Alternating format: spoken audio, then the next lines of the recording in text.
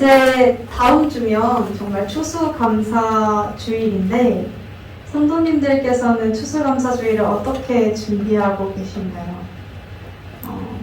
아직 별 생각이 없으셨나요? 그쵸?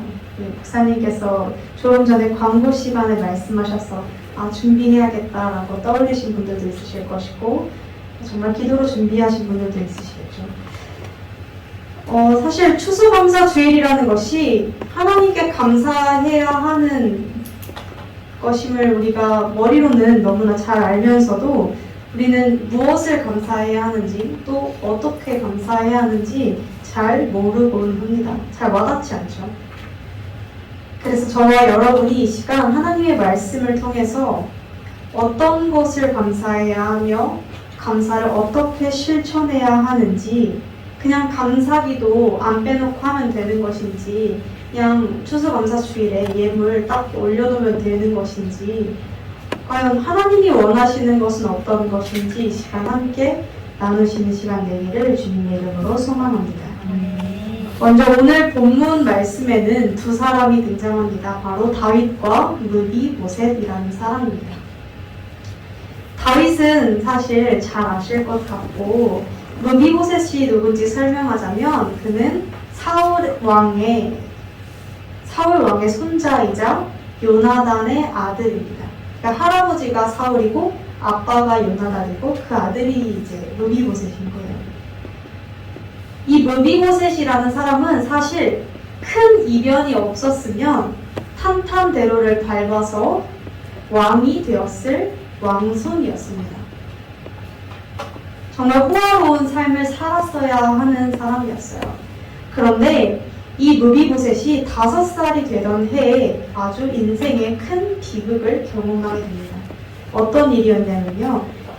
옆에 이웃나라 블레셋과의 전쟁에서 할아버지와 아버지가 둘 다 죽은 거예요.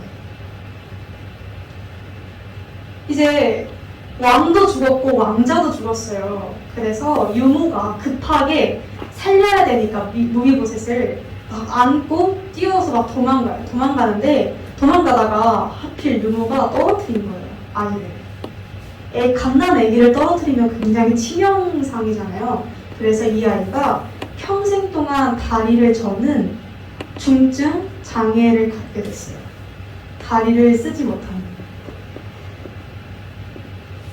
심지어 왜 우리가 잘 알다시피 사극 드라마에서 보면 왕이 죽고 왕자가 죽어서 후계가 불분명해지면 뭐가 일어나요? 반란이 일어나요. 그쵸? 보통 왕 자리 뺏으려고. 이때 왕 된 사람이 누구였냐면 다윗이었어요. 그런데 다윗이 왕이 됐을 때 사람들이 다 생각했어요. 일단 다른 집안에서 왕이 나왔으니까 이쪽 집안 세력은 다 죽여야 후환이 두렵지 않잖아요. 자기가 왕이 됐을 때 나중에. 그러니까 다윗이 당연히 무비보셋을 죽이겠구나 라고 생각을 했던 거예요, 사람들이. 그래서 이 무비보셋이랑 유모는 어떻게 했냐면 깊은 산속에서 숨어 지냈어요. 들키면 죽을까봐. 왕자였던 그의 삶이 하루아침에 다리를 잃게 되고 부모님과 할아버지를 잃게 되고 더군다나 그것만으로도 충분히 불행한데 평생을 숨어 살아야 하는 신세가 되어버리고 만 것입니다. 그래서 보면 무비보셋은 굉장히 자존감이 낮아요. 건강한 자아를 갖지 못했어요. 그래서 다윗이 나중에 무비보셋을 불렀을 때 자신을 이렇게 소개합니다. 8절에 보면 죽은 개와 같은 나를 이렇게 표현해요. 얼마나 자존감이 낮고 얼마나 자기 방어가 심하고 얼마나 자기 비하가 심하면 스스로를 죽은 개와 같다고 표현하겠어요. 그 사람의 인생은 정말 딱 죽은 개와 같은 정말 호흡이 붙어 있어서 사는 그런 삶이었습니다. 그런데 이렇게 비참하게 몰락한 무비보셋에게 놀라운 일이 펼쳐졌어요. 어떤 일이 펼쳐졌냐면 하루하루를 비관하면서 절망 속에 살던 그에게 다윗 왕이 찾아와서 이렇게 이야기합니다. 7절에 보면 내가 반드시 너에게 은총을 베풀 거라. 너를 살려줄게 라고 이야기합니다.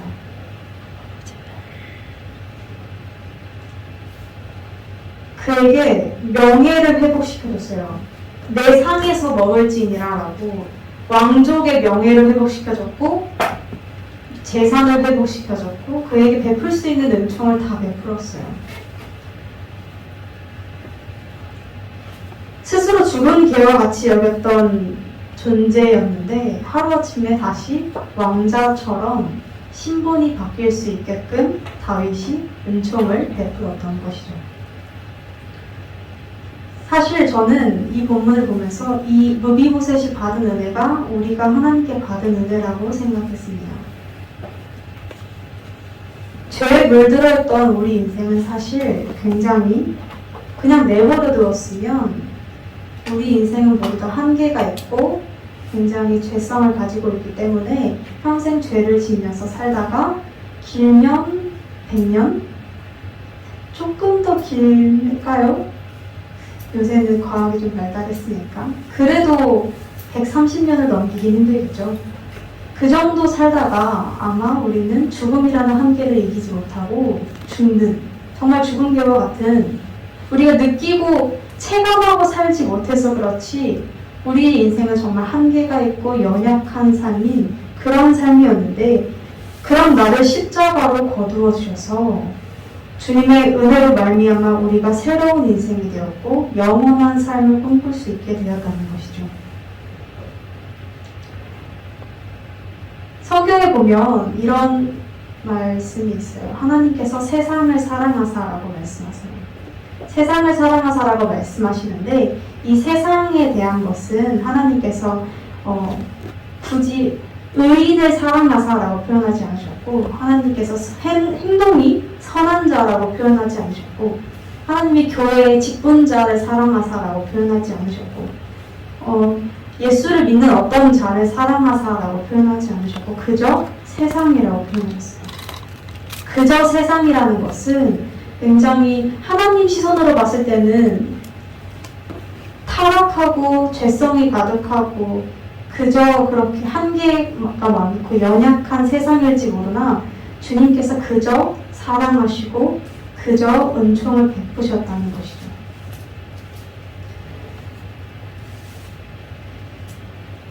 그래서 이렇게 저는 권면하고 싶습니다. 무비보셋이 가졌던 자기 인식처럼 굉장히 스스로를 어떠한 초라한 존재를 인식하시는 분들이 있다면 실패와 절망 가운데 노력의 회복이 없어서 나도 모르게 좌절감과 실패 가운데 거하시는 분들이 있다면 이 사실을 기억하시기를 원합니다.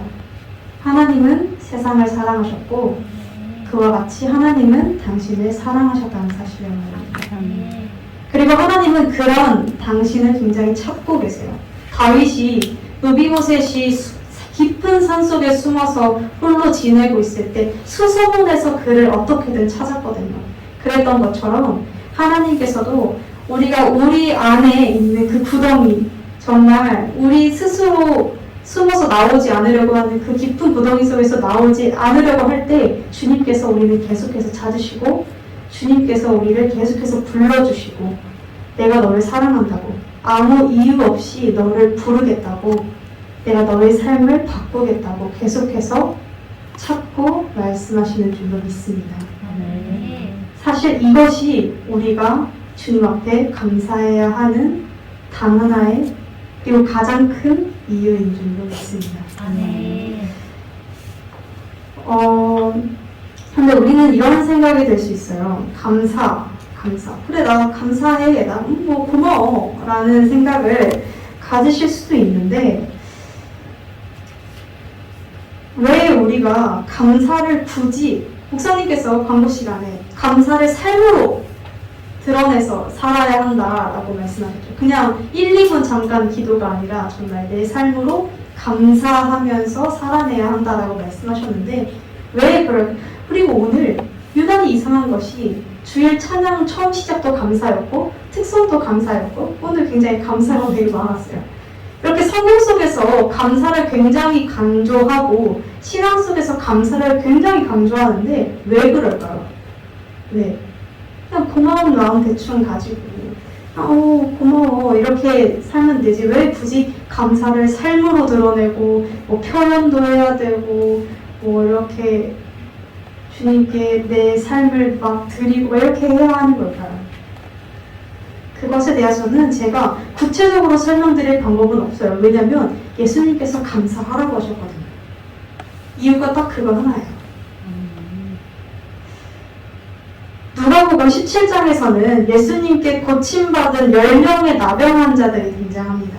나병 환자는 이제 문둥병인데 10명이 이 나병을 가지고 이 나병이 있으면 이 당시에는 코로나 바이러스처럼 격리되어 있었어야 됐어요. 그래서 성 밖에서 자기들끼리 따로 격리돼서 지내야 하는 병이었어요. 굉장히 서럽고 사람들이 사람 취급도 안 해주는 그런 병이었는데 그 나병 환자 10명을 예수님께서 고쳐주시거든요. 17장 11절에서 13절에 보면 예수님께서 예루살렘 사이로 가시다가 한 마을에 들어서서 나병 환자 10명을 만나십니다. 그런데 그들이 소리를 질러서 소리를 높여 이르되 예수여 우리를 불쌍히 여기소서입니다. 그랬을 때 예수님께서는 절박한 그 나병 환자들을 고쳐주세요. 왜냐하면 예수님은 절박한 사람을 거절하지 않으시는 분이시거든요. 그래서 그를 고쳐주십니다. 14절에 보면 가서 제사장들에게 너희 몸을 보이라 하였더니 그들이 가다가 깨끗함을 받은지라. 나았다는 것이죠. 이렇게 고침을 받았는데 만일 신앙생활이 굉장히 감사가 중요하지 않았다면 누가복음 저자는 여기서 이야기를 끝맺혔을 거예요. 왜냐하면 절박하게 부르짖었고 그들이 원하는 구원을 받았죠. 그랬기 때문에 여기서 이야기가 더 이어질 필요가 없어요. 그런데 굳이 이야기를 뒤로 끌고 갑니다. 뭐라고 말씀하시냐면요. 17절에 예수님께서 이렇게 말씀하세요. 이들이 10명이 고침을 받았는데 그 중에 한 명만 예수님께 돌아와서 감사 인사를 전했거든요. 예수님 감사합니다 이렇게. 그랬을 때 예수님께서 이렇게 말씀하세요. 17절에 제가 읽겠습니다. 10사람이 다 깨끗함을 받지 아니하였느냐? 그 9은 어디 있느냐? 라고 말씀하세요. 우리는 이 말씀 속에서 굉장히 여러 가지 의미가 담겨 있음을 우리는 깨달아야 합니다. 무엇을 깨달아야 하냐면요. 신앙은 관계라는 거예요. 신앙은 관계를 맺는 사귐의 관계라는 것이죠. 이게 왜 중요하냐면 많은 사람들이 신앙생활을 굉장히 거래로 생각합니다. 어떤 거래요? 내가 힘들 때 주님 도와주세요 하고 굉장히 돌상에 비는 것처럼 비나이다 우리 딸 수능 합격하게 해주시고 수능 합격? 대학 합격하게 해주시고 이런 것들을 비는 대상처럼 거래 관계처럼 내 공로에 힘입어서 내가 열심히 빌었기 때문에 나의 복을 획득하는 것처럼 이렇게 거래 관계로 생각하는데 사실 그렇지 않아요. 기독교, 그리스도교는 거래 관계가 아니라 사귐의 관계입니다. 이것이 다른 신들과의 차이예요. 왜? 다른 신들은 살아있지 않으나 예수 그리스도는 살아있기 때문에 살아있는 사람들끼리는 사람이 아니지만 관계를 맺죠. 주님은 우리에게 계속해서 관계를 맺기를 원하세요. 만일 신앙생활이 거래였으면 정말 더 이상 주님께서 뭔가 요구하지도 않으셨을 것이고 말씀하지도 않으셨을 텐데 17절에서 예수님께서 이렇게 문제를 제기하시죠. 9은 어디 있느냐? 요한은 또 이렇게 말해요. 요한 1서 1장 3절에 우리가 보고 들은 바를 너희에게도 전함은 우리가 너희와 사귐이 있게 하려 함이니 이는 이 사귐은 아버지와 그의 아들 예수 그리스도와 너희와의 사귐이라. 계속해서 관계를 맺는 것을 강조하고 있어요.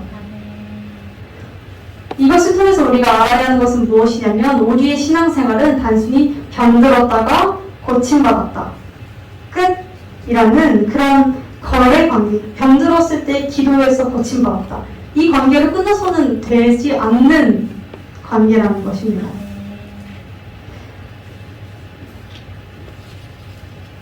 우리가 신앙이라는 것은 하나님과의 사귐의 관계이고 관계 회복이에요. 멀어져 있던 사이가 다시 함께 가까워지고 그 주님의 손을 잡고 함께 동행하는 삶이라는 것이죠.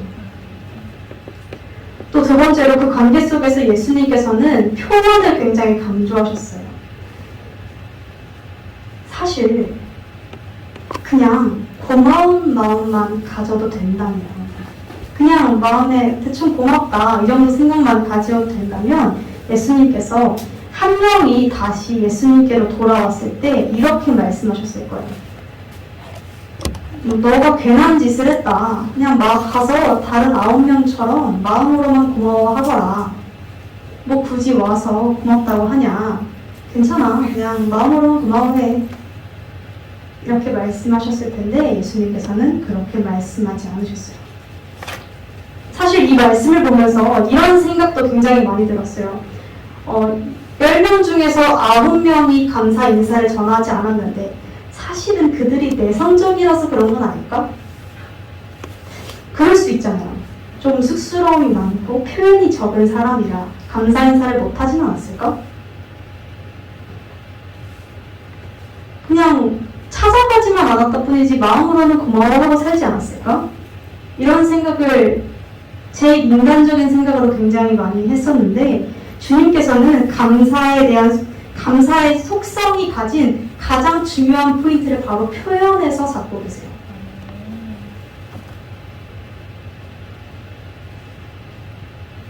주님께서는 왜 한 명만 왔느냐, 다른 9은 어디 있느냐라는 말씀을 통해서 우리에게 감사라는 것은 마음으로 품고 그 감사로 살아내며 감사를 표현해야 함을 분명히 말씀해 주시는 것이죠. 사실 우리는 감사에 대해서 굉장히 형식적으로 받아들여질 때가 많고 쉽게 무뎌질 때가 많습니다. 그리고 자주 놓치죠. 사실 하나님과의 관계에서 뿐만이 아니라 사람 사이의 관계에서도 우리는 익숙함에 속아서 감사를 자주 놓치곤 하죠.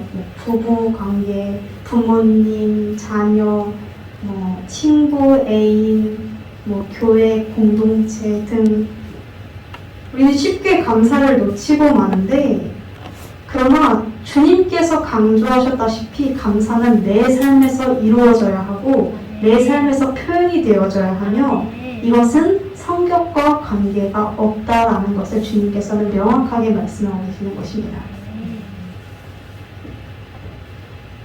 그리고 아실지 모르겠지만 이 이야기에서 마지막은 감사한 한 사람만 구원을 얻습니다. 왜 그러냐면요, 감사를 했을 때, 한 명이 감사하러 왔을 때 예수님께서 이렇게 말씀하세요. 일어나 가라, 너의 믿음이 너를 구원하였다. 이 사람은 감사를 했는데 예수님께서는 그것을 감사가 아니라 믿음으로 받아들이십니다. 감사라는 것은 믿음이라는 거예요. 왜요? 감사하고 산다는 것은 하나님과 동행하는 삶이고 하나님과 동행하는 삶이 곧 믿음을 가진 삶이기 때문입니다.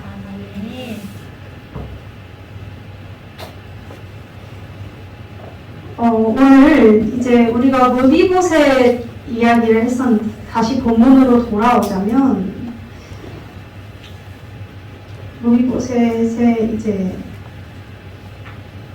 무비보셋에게도 참 집중을 해야 하지만 우리가 감사를 표현하는 방법에 있어서는 다윗의 자리에 서야 하는 줄을 믿습니다. 오늘 이제 감사가 주제니까 다윗의 삶을 보고 이야기를 하자면 다윗은 무비보셋에게 은총을 베풀었어요. 그런데 이 은총 뒤에는 다윗에게 숨은 감사가 있었습니다. 우리가 감사를 어떻게 베풀어야 하는지를 알기 위해서 다윗의 삶을 보면 다윗은 무비보셋을 향해서 2가지 시선을 가졌습니다. 그리고 이 시선을 통해서 감사를 표현했고 은총을 베풀었고 주님이 원하시는 감사를 이루며 나아갔습니다. 그것이 무엇이냐면 첫 번째로 건강한 시선이었어요. 다윗은 무비보셋에게 건강한 시선을 가지고 있었는데 사실 우리가 생각해보면 다윗에게 있어서 무비보셋은 굉장히 골칫덩어리이고 복잡한 사람이에요. 왜 그러냐면 사울의 손자이자 요나단의 아들이라 했잖아요. 그런데 구조가 좀 복잡해요. 요나단은 다윗이랑 절친이에요. 그리고 생명의 은인이에요. 그런데 사울은 자신을 죽이려 한 원수예요. 다윗의 입장에서 무비보셋을 바라봤을 때 어떻게 보였을까요? 그를 볼 때 요나단도 겹쳐 보이고 사울도 겹쳐 보였을 거예요. 양면적인 모습을 둘 다 가지고 있었겠죠, 아마. 그러니까 이 각도로 보면 은인의 아들인 것인데 저 각도로 보면 원수의 손자인 셈이죠. 심지어 무비보셋은 할아버지를 굉장히 빼닮았다고 해요. 그래서 아마 마음이 계속해서 복잡했을 거예요. 나를 죽이려 하던 사람의 손자이니까. 그런데 우리가 생각해보면 이 양면적인 모습들은 우리가 삶을 살아가다 보면 계속해서 마주하게 되는 모습입니다. 왜냐하면 아무리 원수라 해도 그 사람을 자세히 보면 나쁜 점만 있진 않아요. 우리가 나쁜 점만 보려고 해서 그렇지 사실 죽이고 싶기만 한 사람은 이 세상에 없을 거예요. 또 반대로 세상에 고맙기만 한 사람도 있을까요? 없을 거예요. 고맙다가 한 번씩 미운 짓을 하지 않나요? 사람은 완전하지 못하게, 그렇죠. 그런 것이 아마 대인관계일 것인데 그렇게 사람과의 관계에서는 내가 이 사람을 어떤 시선으로 보느냐, 이 사람을 어떤 시각을 가지고 어떤 관점을 가지고 이 사람을 볼 것이냐가 굉장히 중요하고 그것에 따라 그 사람과의 깊이가 결정된다는 것이죠. 우리가 생각해 보기를 원해요. 우리는 상대방을 볼 때 어떤 각도로 보고 있는가. 사실 마음이 아픈 것은 대부분의 사람들은 사울의 각도에서 보기를 원할 때가 많습니다. 보통 고마운 행동을 한 9번 정도 저 사람이 나에게 고마운 행동을 했다 하더라도 한 가지 서운한 게 생기면 그 한 가지 때문에 그 9가지가 잠겨버리는 현상을 우리는 쉽게 찾아볼 수 있게 되죠. 그런데 다윗은 달랐어요. 무비보셋 안에서 겹쳐 보이는 사울과 요나단의 모습 중 요나단의 모습을 택했습니다.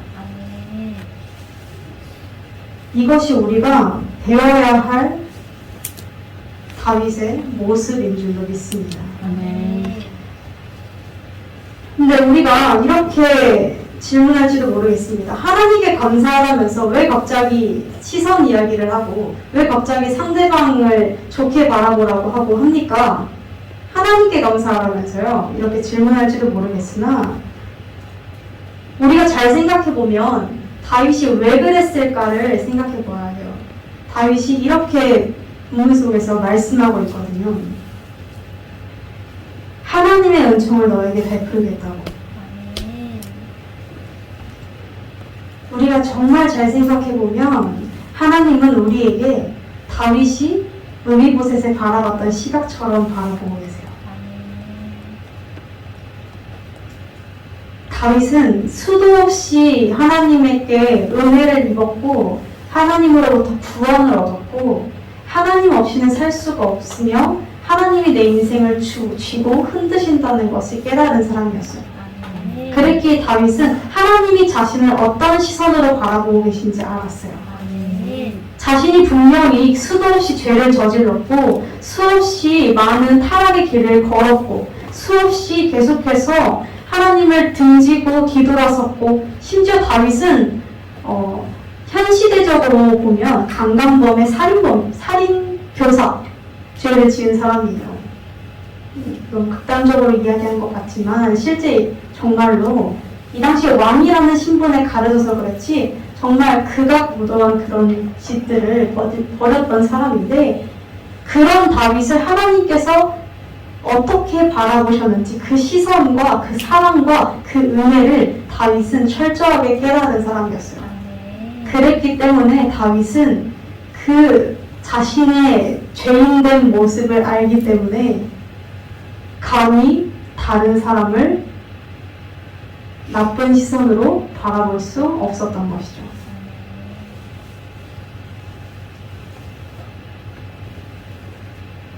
우리는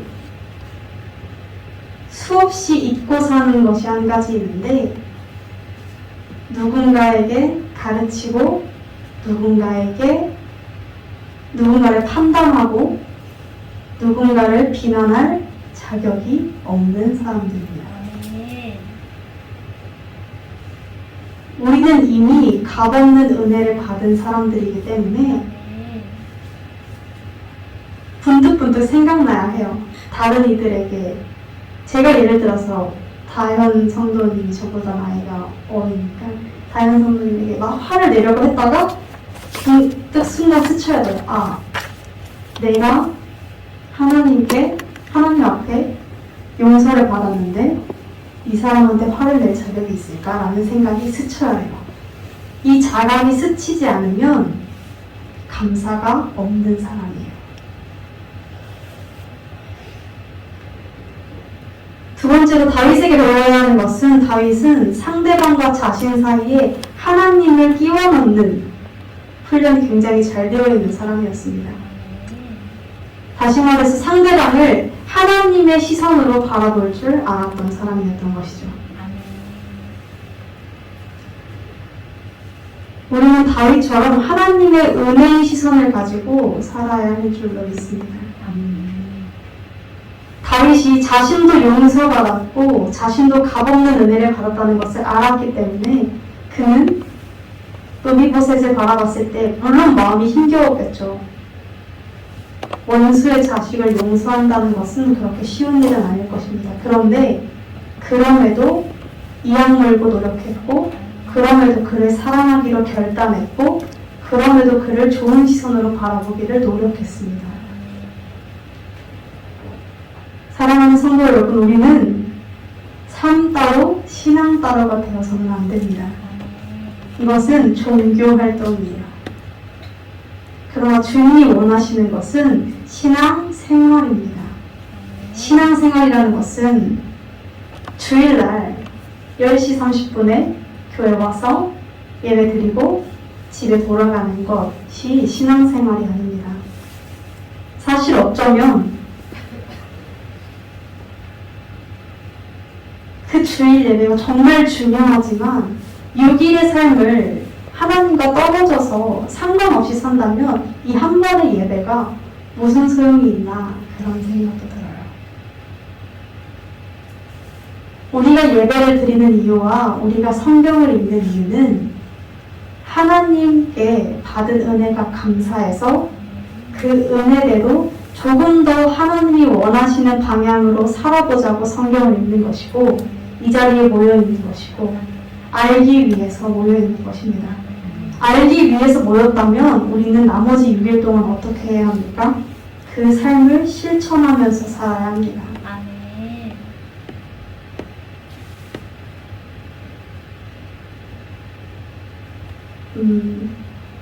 감사는 고마운 마음을 잠깐 품었다가 사라지고 기도할 때 하나님 지켜주셔서 감사하고 건강 주셔서 감사하고 이것이 감사가 사실 아닙니다. 많은 사람들이 기도 많이 하는 거를 굉장히 자랑하시는 분들이 있어요. 저도 한창 기도 많이 하는 걸 굉장히 자랑을 했었어요. 저희 학교 대학교 신학대학교 동기들 중에서 제가 기도를 제일 많이 했거든요. 너무 자랑스러운 거예요. 자랑스러운 베레스다인 이런 생각을 가지고 항상 늘 나는 기도하러 가야 돼. 재수없죠. 근데 늘 항상 이랬어요. 늘 이 말을 달고 살았는데 사실 이 말은 굉장히 부질없는 말이에요. 왜 부질없냐면 기도를 많이 하는 사람은 자연스럽게 기도를 많이 하는 걸 자랑할 필요가 없이 하나님의 시선을 닮아가게 돼 있고 하나님의 말투를 닮아가게 돼 있고 하나님의 생각을 닮아가게 돼 있고 하나님의 사랑을 닮아가게 돼 있어요. 그러면 다른 사람들이 보고 느끼는 거예요. 저 사람 기도 많이 하는구나. 그렇게 알게 되는 것이지 내가 기도를 2시간 했고 3시간 했고 이렇게 이야기하면 그냥 왕따가 돼요. 그냥 재수없는 사람이 되는 것이죠. 그래 네 예수쟁이 잘났다 라는 소리 듣고 그렇게 살고 싶으시면 저는 사실 그 소리를 조금 들어가지고 후회를 하고 있는 중인데 그렇죠. 많은 그리스도인들이 6일의 삶을 그저 그렇게 예수님과 관계없이 살다가 주일날 돌아와서 감사합니다. 우리 주정원금 왜 드리죠? 감사하다고 드리는 거죠. 사실은. 우리 그리고 감사 예물도 드리고 감사하다는 기도도 많이 하고 감사합니다 찬양도 하고 사실은 그렇잖아요. 그런데 주님의 입장에서 생각해 보자고요. 6일 동안 이 사람이 배은망덕하게 살다가 갑자기 띡 예물 내놓고 또 일주일 또 사라져요. 예수님 입장에서는 얼마나 나를 돈만 주면 되는 줄 아나 라고 생각을 하시겠어요. 사실 주님은 그런 분이 아니거든요.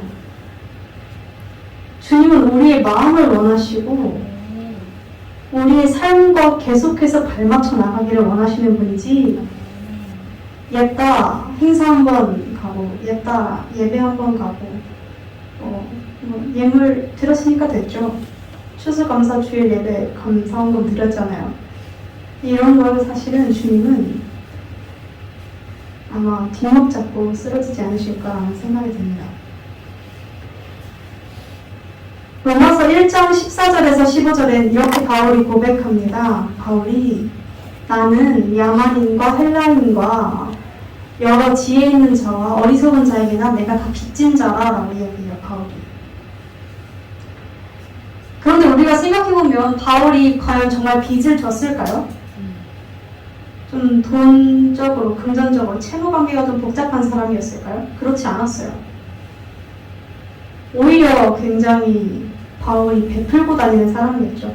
그런데 왜 빚진 자라고 이야기할까요? 바울의 마음에는 하나님의 은혜를 받은 마음이 있었고 주님의 사랑이 있었기 때문에 모든 사람을 만나도 내가 주님께 받은 은혜를 갚느라 바쁜 거예요. 그런 삶을 살았습니다. 바울은. 그래서 심지어는 자신을 괴롭히는 야만인에게조차도 자신은 빚진 자라고 이야기하고 있는 것입니다. 사랑하는 성도 여러분, 우리도 십자가의 은혜로 용서하지 않고는 견딜 수 없는 빚진 자로 살아가기를 원합니다. 아멘. 그래서 빚진 자의 심정으로 계속해서 감사해야지. 주님께 감사하려면 주님이 명령하신 하나님 사랑, 이웃 사랑을 지키려면 사랑하고 베풀고 시선을 바꾸고 내 삶을 바꾸며 살아야지라고 그렇게 계속해서 주님을 닮아가고자 애쓰는 신앙인의 모습이 되기를 주님의 이름으로 원합니다. 말씀을 맺기 전에 그 이후의 이야기를 잠깐 하려고 합니다.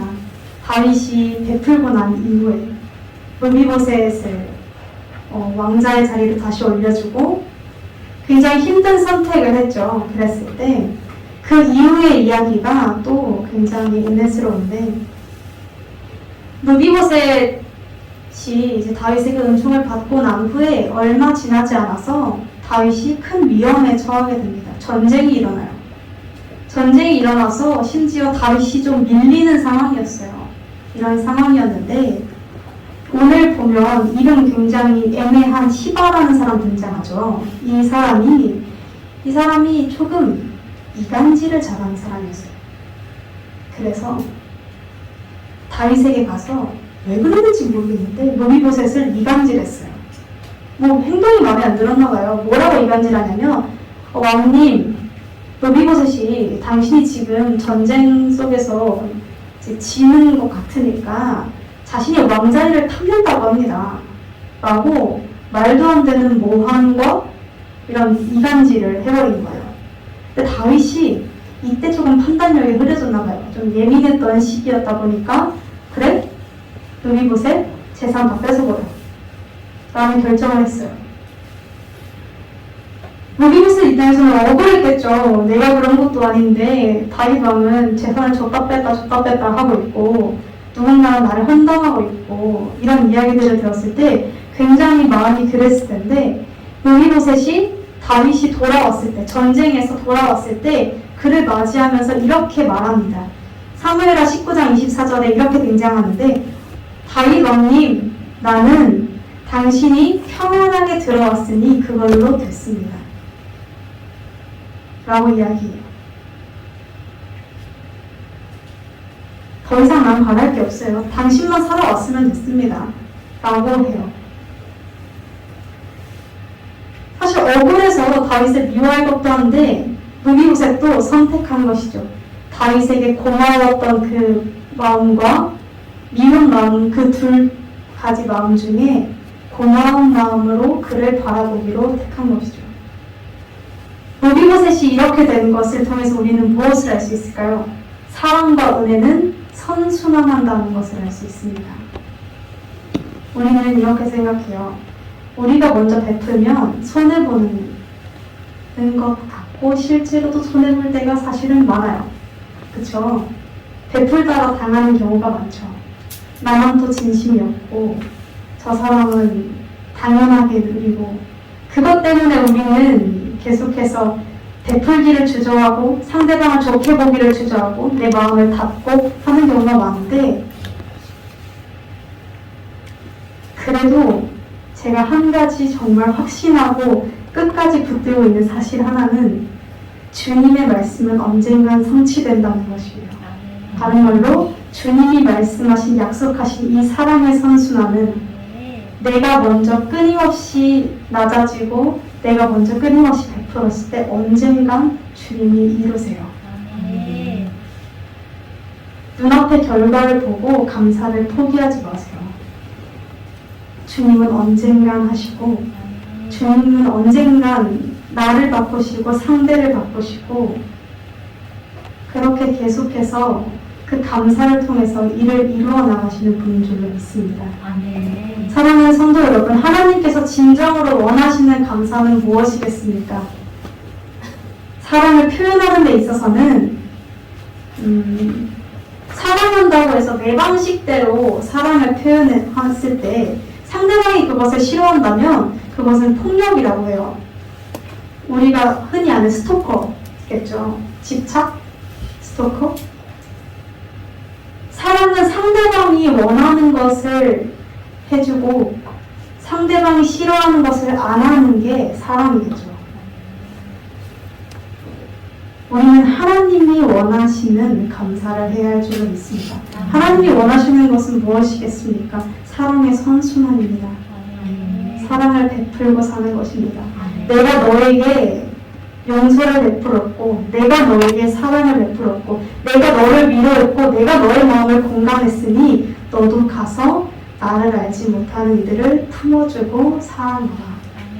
주님이 우리에게 공감하시고 위로하신 이유인 줄로 믿습니다.